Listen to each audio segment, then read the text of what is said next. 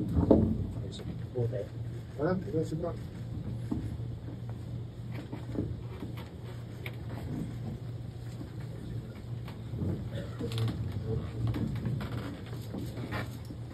morning to all of you and good afternoon to all of you. Today, we'll be submitting our interim report and recommendation to the Office of the Ombudsman on the alleged current involvement of several DPWH officials and employees in obtaining bribes of unwarranted monetary benefits from flood control projects. We recommend the filing of criminal and administrative charges against the following: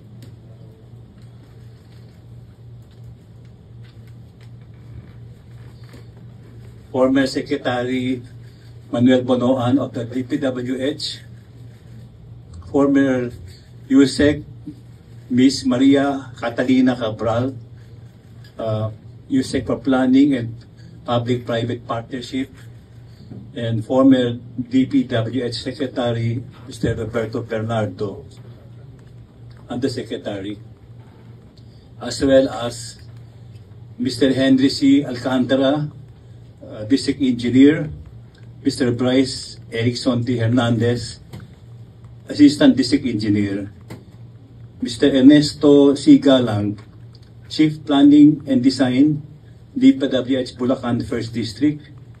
Number 4, JPD Mendoza, position Chief Construction Section. Number 5, John Michael E. Ramos, position Project Engineer. Number 6, Ms. Irene D.C. Ontinco, position Engineer 1.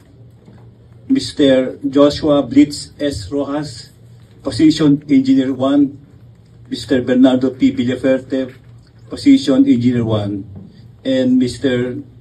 Ermir S. Villanueva, the owner of Top Notch Construction. I'd like to introduce to you our two detailed lawyers from the OSG, Attorney Richard Garbel Filasol and Attorney Ryan Patrick Tumagos. They are our new volunteers and detailed from the OSG. At this point, may I just say that our budget process is going on smoothly and it should be approved in the regular course of government business. We look forward to hiring more lawyers and more investigators. We expect a tremendous increase in our work efficiency and output. We feel aggrieved in what has been committed against the monies of the Filipino people. We condemn the white-collar criminality. We condemn the ninja style of manipulating the budget so as to please a few greedy few. We thank you for your message of support. We thank you for your patience. We will relentlessly continue the battle against corruption. Maraming salamat po sa inyo lahat.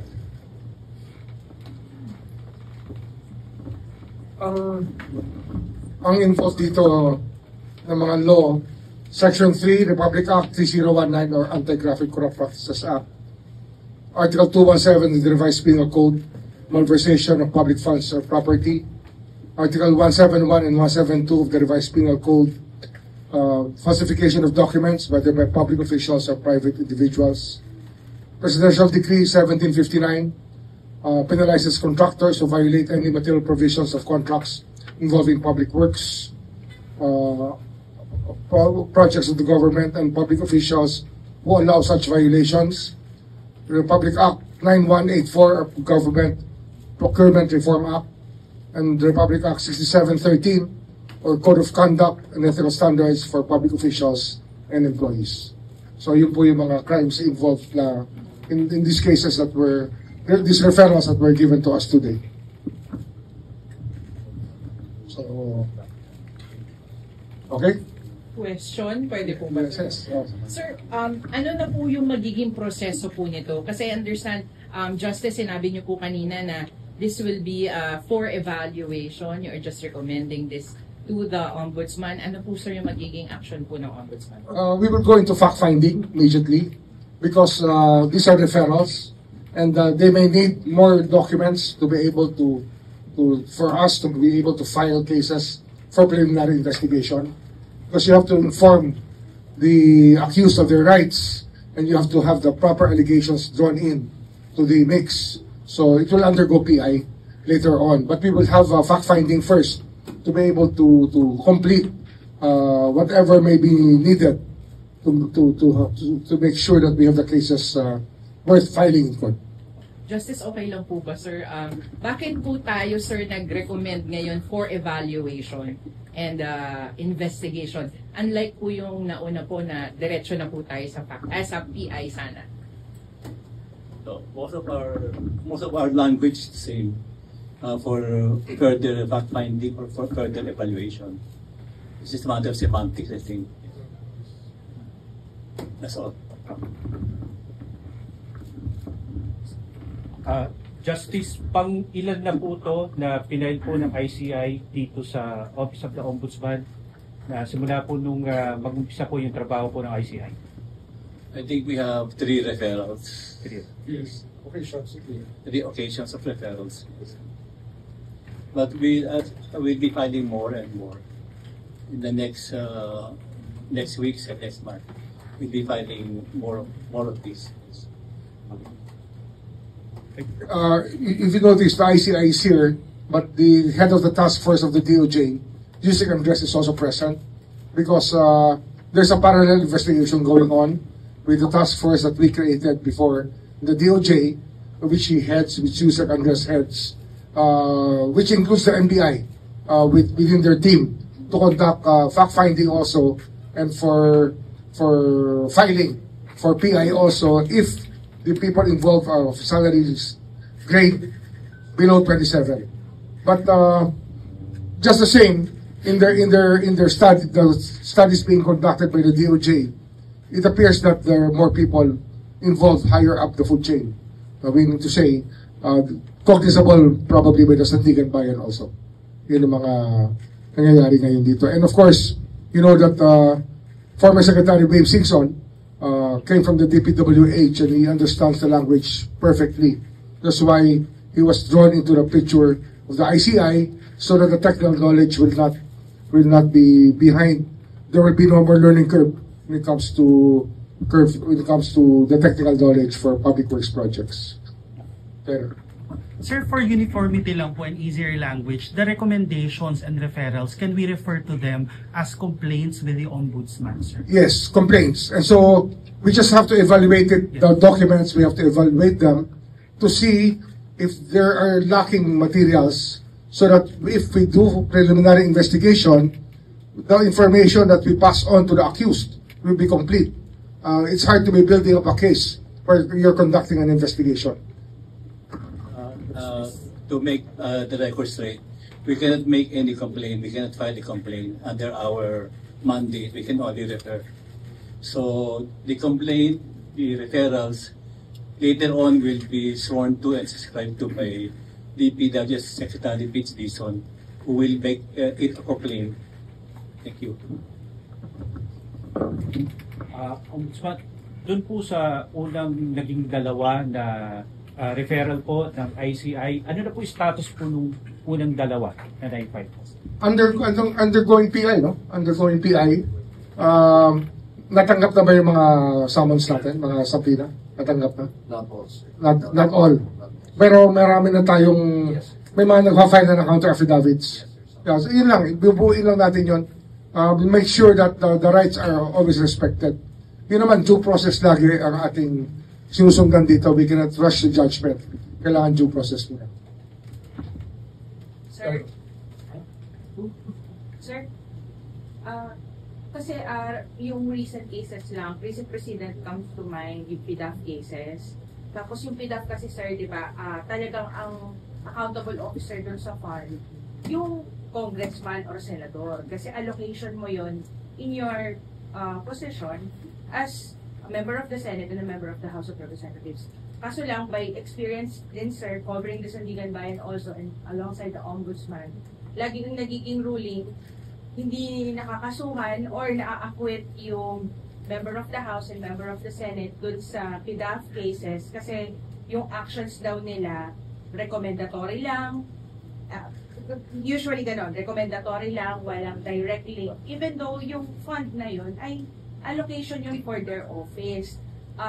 This sa flood control kasi sir, wala na yung ganong wala na yung ganong premise eh. Hindi na talaga yung fund naka-allocate yun sa DPWH, hindi sa mga members of legislature. Parang, do you think mas mahirap i-prove yung liability nitong mga members of Congress, yung mga politiko sa flood control as compared dun sa PDAF na talagang office, allocation yun ng office mo eh, or not necessarily. Kasi itong fund na to, I understand, sa DPWH po ito nakalaga, hindi dun sa opisina ng mga members of Pero yung PDAF kasi, allocated yan to each congressman as a fund that they can use to fund different pet projects supposedly. I remember I was a congressman before. Ang concentration namin sa district ko was scholarships and medical assistance.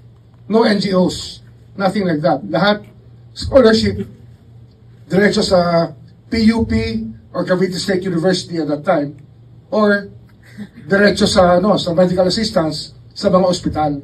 Ang nangyari kasi dyan sa PDAF cases, they brought it to the different NGOs which supposedly implemented the projects.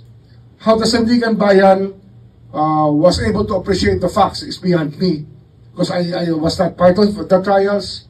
I haven't read the decisions except for one or two decisions. And we're going to, this is why we're calling the attention of, we called the attention already of Senior Associate Justice Leonen, so that we can have a dialogue to make sure that everybody's on the same page when it comes to treating cases. Di ba? Kasi nga, ang kalahati ng judicial system sa kanila eh. Di ba? Justice system natin. Hindi naman kami lang eh. Kasama ang korte. Kaya dapat, on the same page kami kung saan may nagagaling. Yun naman, I will not cast judgment on anybody. Sa akin lang, we just have to belong to the same page. We have to be on the same page when we start trying these cases. Diba? Kasi ano yan eh. Well, the evidence we present here will be the same evidence they will appreciate. And the witnesses we will present in court will be the same witnesses that will be part of the decision. So, the dialogue just has to happen so that we're on the same page. I think that medyo klaro na yun, di ba? Sir, mas mahirap ba i-prosecute now given na yung fund ay nasa DPWH? Actually, may madaling i-prosecute dito, but actually, hindi pa mahirap po. Parang pareho lang eh, kasi yung PDAF cases are ghost projects din yan eh. They went to NGOs, supposedly with beneficiaries who were fake beneficiaries. Di ba? So nawala yung pera, where it went, it was never explained. Pwede mo mawala ang pera ng ganun-ganun lang kung walang kukuha. Yun lang naman ang tanong dito, di ba? And I think the narrations of the DPWH people, Henry Alcantara, Bryce Hernandez, are more or less complete and very vivid. We saw the pictures on the table, the money on the table. I think 300 billion yun na sa picture na yun, no? Yung ba, nawawala na lang ng parang bulayon para walang managot. Yun lang naman yun eh. I think that we just need a dialogue with them. So I think that on Thursday, Senior Associate Justice Leonen will be with the Sandigan Bayan, and we will be talking to them also. Both, maybe separately, Saj Leonen and the Sandigan Bayan Justices. Kakausapin din namin. Sir, follow up lang po doon. Sir, gaano katibay na po yung mga ebidensyang hawak natin o hinahanap pa po natin? Kasi puro testimonial po, most of it. Nababack up naman po ba ito ng mga dokumento, iba pa pong evidence? Alam nyo, AMLA is not always, will not always tell you the story. Kasi we're a cash economy. Diba? So, we will have to follow a cash trail somehow. And we intend to pursue that. Ombudsman, considering po yung mga evidences and witnesses, kailan may timeline po kayo kung kailan talaga makakasuhan ng Ombudsman itong mga sangkot dito sa mga flood control projects sa Sandigan Bayan? Anong stage tayo ng PI sa So we're already receiving counter affidavit. counter affidavit? We're already receiving the counter affidavits.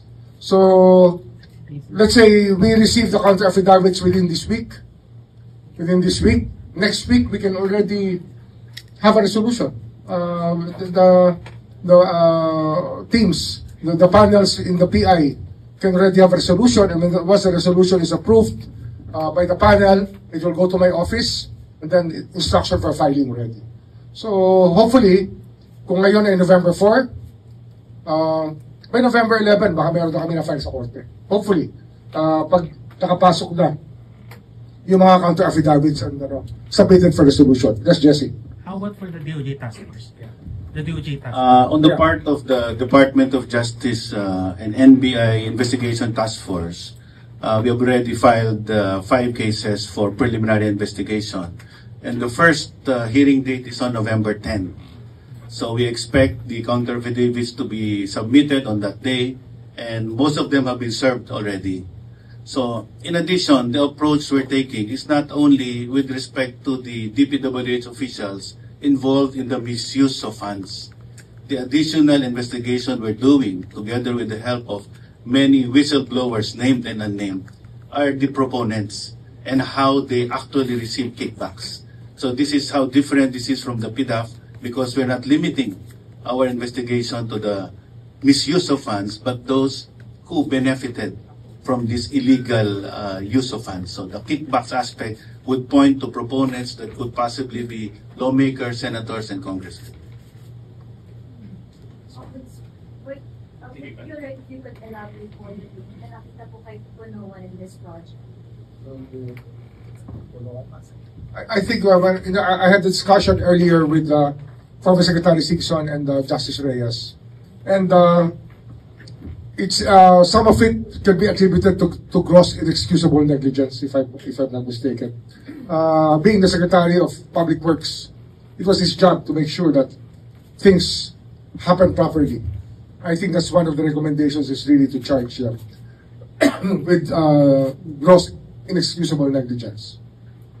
The same case that will be filing against, probably under study now, the Speaker of the House, former Speaker of the House, Martin Romualdez. Sir, can you elaborate yung kay Speaker Martin Romualdez? Ano na po yung proseso natin?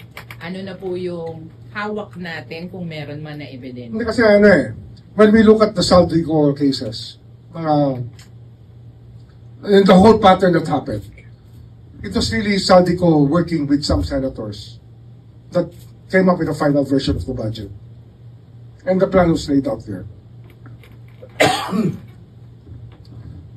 If fingers do not point to the Speaker, former Speaker, as the leader of the House, he was responsible for the appointment of Saldico. Although Saldico was elected on the floor, everybody knows that it was the Speaker's choice.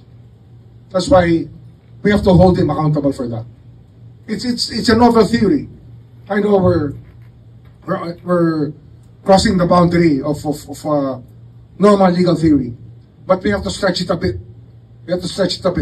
Kasi nga, the whole government machinery and the Filipino people suffered damages due to the acts of Saldico. And if there's nothing criminal about it, then it's negligence at least. We have to go there. We have to go to that. We have to tread that path already. That nothing is excusable here. At the least, negligence should be charged against those who were responsible for their offices. Ano yan leadership principle yan The buck stops with you. Sir, meron ba tayong mga ipapatawag na mga tao na involved dun sa investigation naman po of, yun nga po, Speaker Romualdez, Libby Zaldico, yung mga staff niya, paano po ba natin nakikita yun? Well, we're trying to locate Gutesa if he's going to go back to testify, but we don't know yet. We're looking at all the narrations as a whole. All the narrations from the beginning of the Senate trials that led to these revelations. All of them will be used in putting up the theory of gross inexcusable negligence. Kasi nga, you're the leader of one house, and the other house is led by Senator Chis Escudero as Senate President. And they were able to come up with that budget, which included insertions, and which included diversions of money from what was supposed to be to what became. So that is, if it's not criminal, then it must be negligence. Then it must be one of them. It cannot be completely, nobody can be completely blameless for that. Sir, Senator Chis Escudero, paano na po yung investigation sa kanya? Ongoing, we have statements leading of a money trail leading to him, narrations of fact that are there already. But of course, we want to buttress it with other evidence, which we're looking to right now. Ano nga eh? Pag wala ka makitang AMLA trail, then you have to follow a cash trail, and we will find it. Sir, sundot na rin namin, Villar's naman po kasi the original subpoena of the House was intended for 4 firms. Pero as it turned out, wala doon yung firms na connected sa Villar. As it turned out, it's Motion Trade, not INE. So, kamusta po yung investigation on the Villar's? Let's face it, no. There has been a lot of connivance. Congress, DPWH, even the agencies that were supposed to monitor the fund movements. So definitely there was total connivance, and the fact is that congressmen and senators are told by DPWH kung saan distrito sila pwedeng magbaba with SOP. Napakaliwanag nun. There are favorite district offices where they give very high SOPs, no? And maliwanag na yun sa findings ng ICI. So it's a matter of identifying people who were involved in the connivance that really brought this whole government machinery system total breakdown. The process to us, especially coming from DPWH, is already very clear. Without the role of DPWH officials, hindi mangyayari ito. At sir, aabot yun hanggang sa mga sekretary. Umabot na nga eh. Kay Secretary Villar, sir. Lahat. Wherever it leads. Because it did not start the last 2 years. It started way back. Started in tiny bits in 2018. Started to grow. When they perfected the system, it started in tremendous leaps and bounds. Ano nga, yung sa Villar, we may be putting up a new task force for the River Drive and for the flood control of Las Piñas. Bacoor, Las Piñas area. Kasi, andun yung mga lupa na nag-benefit din eh. The landowners also benefited from that. So we have to look at that also. We're forming a new task force for that. Just for Villar itself. Yung Zapote River Drive, together with the Bacoor properties that were boundaries on the rivers, no? Dinaanan ng river. There were improvements made in that area. That's one thing that has to be looked at. Ano yun eh? Pag tikaroon ka, pag dumaan ka ron, alam mo kanilang lupa yun. Nakita mo yung river wall. Tarong mo, sino ba gumastos? Gobyerno o sila? Ganun kasimple yun. It's as simple as that. So we will determine that later on. Sa costing ng project na nangyari doon. By the end of the year, ilan kaya posible ang makasukan natin? Sinasabi kahapon ng DPW Secretary 60 raw. Kakayanin ba yun? Idea lang pa yun? O sa kayong sitwasyon? Pwede umapat ng gano'n. Baka hindi lang eh. In fact, the one question to me earlier this morning, I was with members of the diplomatic corps. Yung isang ambassador, the ambassador of Denmark asked me a question. Do you have the absorptive capacity to file all of these cases? How many people do you have at the Ombudsman and how many cases are there? Sabi ko, wow, it's a good question. Kasi nga, we have 1,400 people here in this office. Kasama na ang Luzon, Visayas, Mindanao offices. And if you look at that, ilan na lawyers natin dito? 400? Roughly 400 lawyers. But if you look at the number of cases and the number of projects, you're looking at more than 1,000 projects na may problema. That's around 3 cases per lawyer only.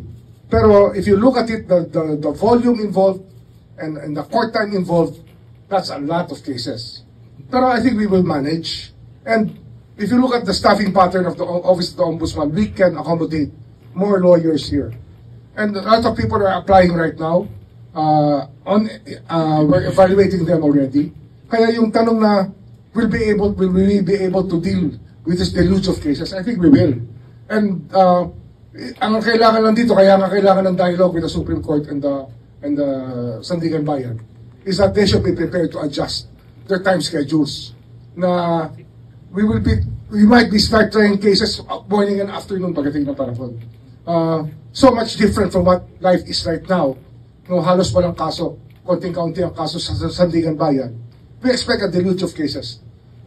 Well into 2026, marami pa ipa-file dyan.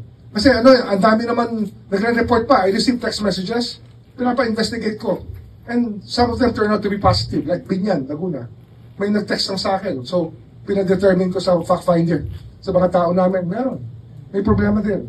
So, we're talking about a lot of cases here. A deluge of cases will happen. Meron ba tayong mga priority? Kain ba natin yung matataas na opisyal o yung doon mga kanisang? As they come Pero siyempre, yung matataas na opisyal, this was the high-profile cases. They will receive more attention. You will notice it more than the other cases. But actually, they're all of the same significance. But the higher your position, the bigger your responsibility. Kaya, tiis na lang. Pag ikaw yung mataas sa gobyerno, ikaw ang nakasuhan, tiis ka. Kasi, hiningi mo yung trabaho, ngayon, managot ka sa trabaho. Sir, panagutan mo yun. Sir, task force lang on the years. One question lang.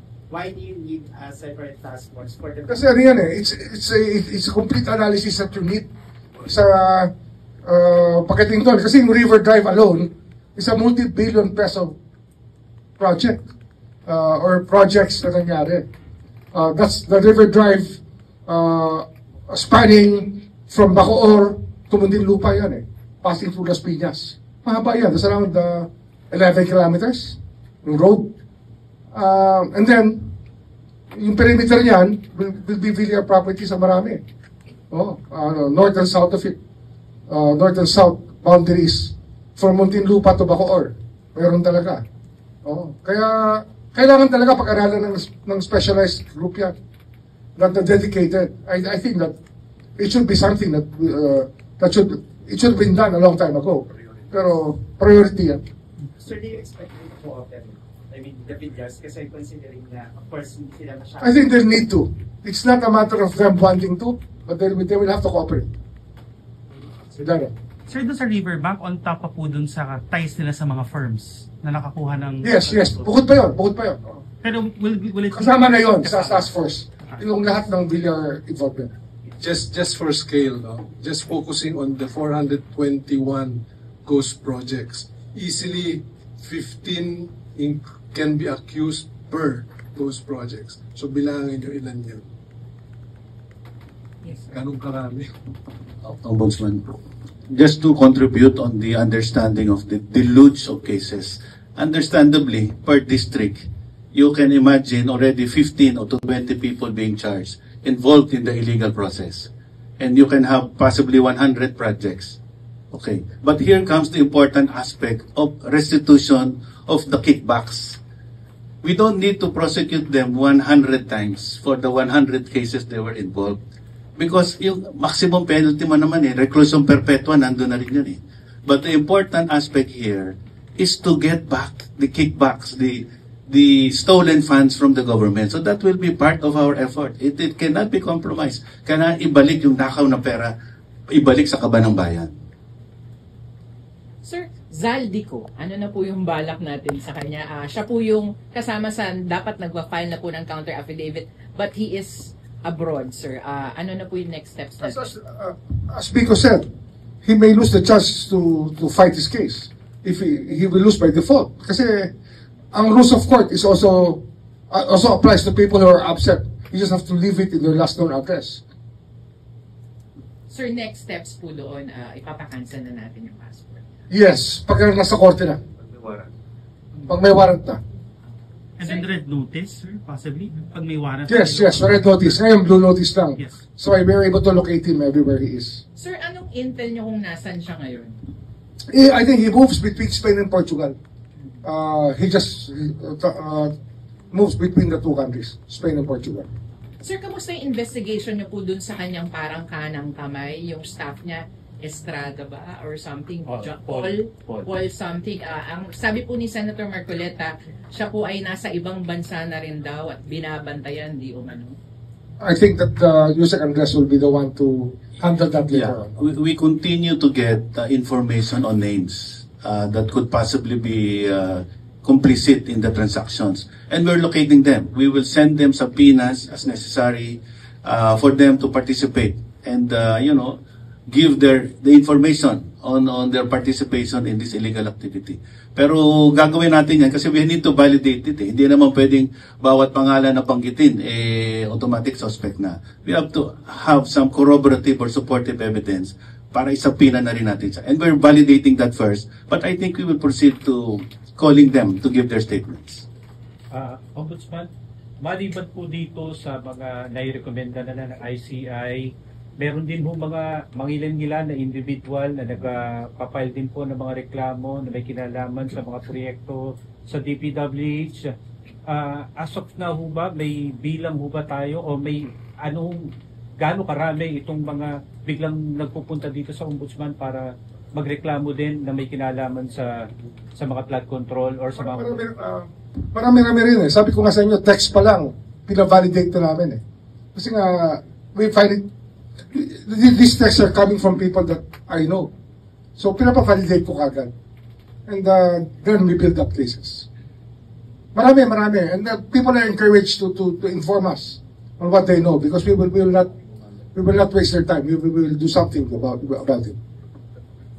For this specific case po, sir, yung na-refer po sa inyo ng ICI, may na-establish na rin po bang links yung contractor na si Mervin Villanueva with Senator Villanueva? May nakita na po ba kayo? No link has been Sir, sorry. no links have been established between with Senator Villanueva. None yet. We are still validating and we're hoping that there are more people who will be whistleblowers and give us the right information. The life of these cases depend on whistleblowers because the money is cash. So kailangan ng whistleblower. Other than that, it's difficult to connect unjustly or without due process. You cannot connect without due process. You cannot say that you presume that it's much there. So we have been evaluating all of this. Pero yun po ba yung path na or yung direction na titingnan natin kung simpleng may link po yan? Everything is possible because this is a crime, and a criminal has many ways to commit a crime. But you have to understand the meaning of the word mastermind. He is a mastermind, he's a genius. So we're fighting against a syndicated genius of criminals. Thank you. We'll accommodate one more question. Okay. Yes, sir. Sir, as of now, sir, sa Visayas po, Bagyong Tino, it's them. Tapos, marami na lang po tayong pakitang flood. At sir, what is our assurance lang po na hindi lang tayo nakatutok dito sa Luzon area pagdating sa Visayas area na rin flood areas? Well, the investigation will be regardless of geographical area. Kahit saan pa nangyari yung krimen yan eh. We just have to be able to investigate it properly. And I think that the executive department has been moving and is equipped to deal with the flooding happening right now in the Visayas. And if you look at it, it's really this flood control. I don't know why it became a major program of the DPWH from 2016 then. So, Ombudsman, because this was part of the flood control master plan for the 18 major river basins. Ang kinasasama ng loob ko, nandoon yung programang yan. If you look at the budget of DPWH just on flood control from 2016 to 2025, 1.7 trillion pesos ang nailagay sa flood control. Tanggalin, never mind the convergence and all other programs, just on flood control. And the flood control master plan for the 18 major rivers would have cost only 800 to 900 billion. Kalahati lang doon kung ginawa lang ng tama. Last note na lang, no? Last note lang. Kasi, yung master plan is so important, eh. Ang nangyari lang dito, nakakaingita siguro sa Kongreso. Gusto nila, pareho yung flood control nila, kahit bundok sila, tsaka yung flood control ng iba. Mali eh, di ba? Doesn't make sense. Pero, that probably was the equal treatment that they wanted within the House of Congress. And Senate ka, hindi ko alam ba't napapasok sila dyan. Kaya napapasok rin sila dyan, di ba? So, the criminal intent is there. Hihingi ka ba ng flood control kung bundok yung lugar mo? Hindi mo naman kailangan ng flood control, di ba? Pero ang nangyari, lahat parang unequal treatment. Nagkaroon sila ng allocation. That's the mystery behind all this. And even the party list people were given an allocation. And they have nothing to do with infrastructure. And in fact, their supposed calling or their supposed constituents are different. But why enter into flood control? Ito nga, it became a criminal, flood control became a criminal enterprise. Thank you. Sir,